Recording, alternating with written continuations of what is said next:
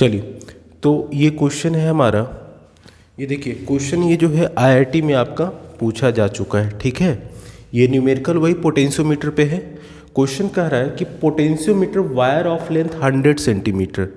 कोई potentiometer wire है जिसका लेंथ 100 सेंटीमीटर है and has a resistance of 10 ओम, ठीक है।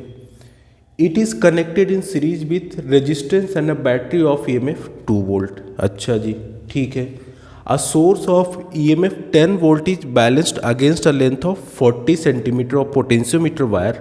What is external resistance value? तो पहले इसका हम डायग्राम जरा बनाते हैं। देखिए,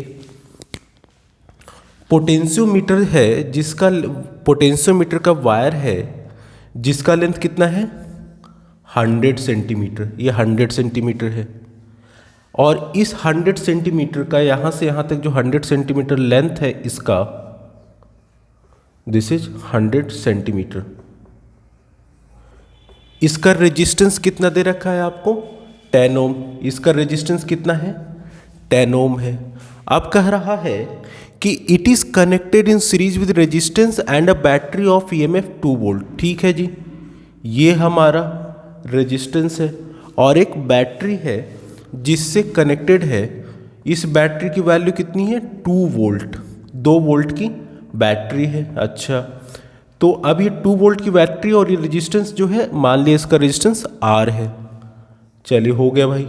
अब यहाँ पे कह रहा है सोर्स ऑफ 10 MV, MV मतलब मिली वोल्ट। एक सोर्स जो है 10 मिली वोल्ट का, ये रहा हमारा सोर्स। इसको कनेक्ट किया जाता है, कहाँ कनेक्ट करते हैं 40 सेंटीमीटर के लेंथ पे। तो हम इसको यहाँ पे ये कहीं 40 सेंटीमीटर है, ये हमारे यहाँ से यहाँ तक 40 सेंटीमीटर लेंथ है, ठीक है। जहाँ पे ये जो सेल है ये कनेक्टेड है।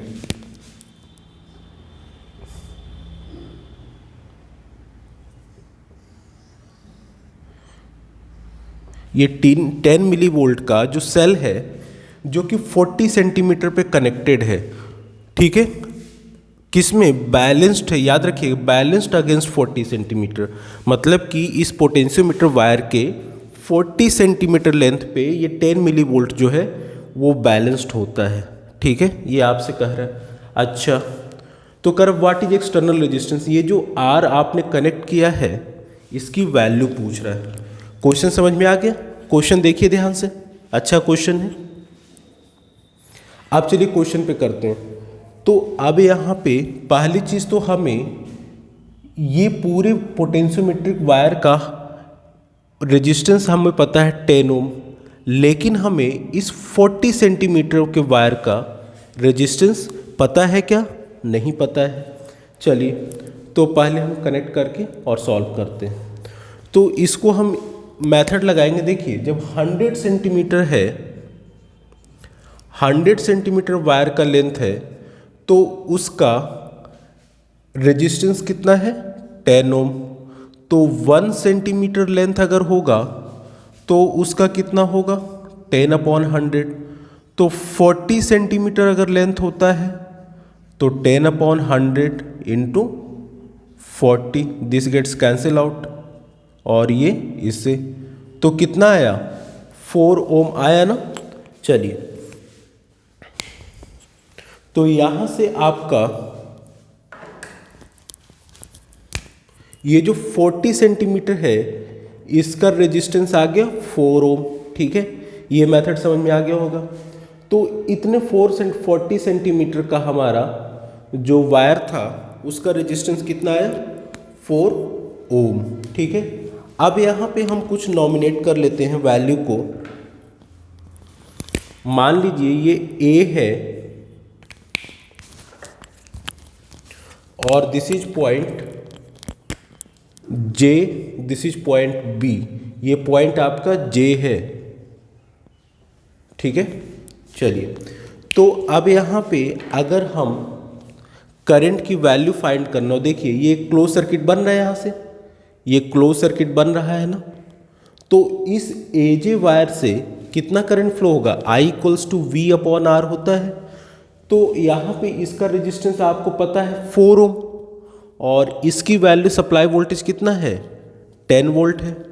तो यहाँ से ये जो करंट होगा इसमें फ्लो करेगा ना, तो यहाँ पे करंट थ्रू अगर वायर एजे की बात करें तो I equals to V upon R, that is 10 upon 4। अब एक बात बताइए, इसमें ये किस में दे रखा है, मिली वोल्ट में दे रखा है। तो मिली वोल्ट में है तो वोल्ट में कन्वर्ट करेंगे तो 10 टू द पावर -3 वोल्ट हो जाएगा। तो यहाँ पे आपका V की value 10 into 10 to the power -3, that means I equals to 10 upon 4 into 10 to the power -3 ampere, ये आ जाएगा।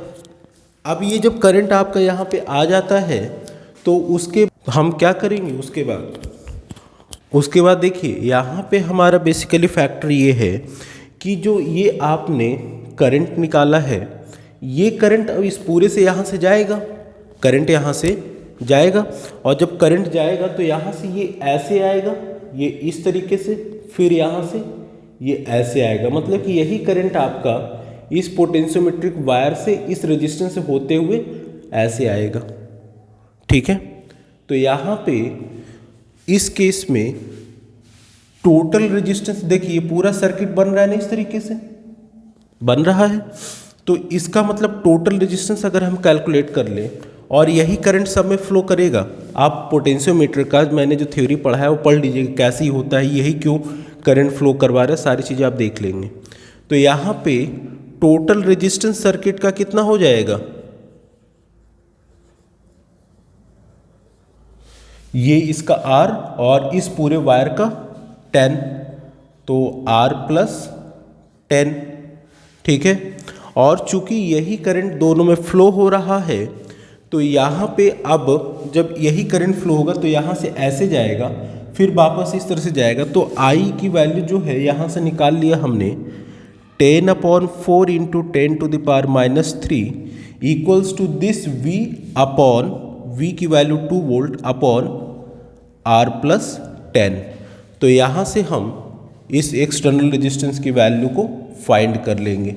तो चलिए सॉल्व करते हैं। ये 10 टू द पावर -3 है और ये हो जाएगा 5 2, और ये नीचे आ जाएगा तो this becomes 5 upon 2 into 10 to the power +3, power minus था नीचे आके प्लस हो गया, this equals to 2 upon R plus 10। यहाँ से इसको मल्टीप्लाई कर लेंगे, 5R plus 50 equals to 4 into 10 to the power 3।